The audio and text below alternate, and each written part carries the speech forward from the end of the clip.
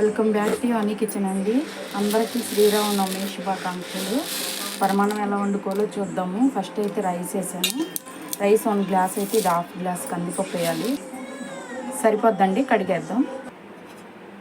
ఇందులో పాలు పొద్దామండి, గ్లాసున్నర. అలాగే వాటర్ కూడా. ఇదిగోండి, స్టవ్ వెలిగించి పెట్టేశాను. ఇంకా చాలా ఉడకాలండి, పరమాన్నం కదా, మెత్తగా ఉడకాలి. ఇదిగోండి, బెల్లం కరిగిపోయింది. పరమాన్నం కూడా అయిపోవచ్చింది. వేడిగా వేయకూడదు, విరిగిపోతుంది. చల్లారినాక వేద్దాం. ఇది కూడా అయిపోయిందండి, ఆపేద్దాం. స్టవ్ వెలిగించి పాన్ పెట్టి అందులో నెయ్యి వేసుకున్నాం. జీడిపప్పు, కిస్మిస్,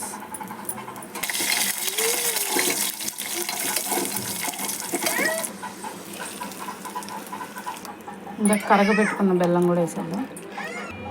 ఇదిగోండి, ఎంతో సింపుల్గా అయిపోయి పరమాన్నం రెడీ అయిపోయింది. ఖచ్చితంగా like and subscribe. Thank you, bye.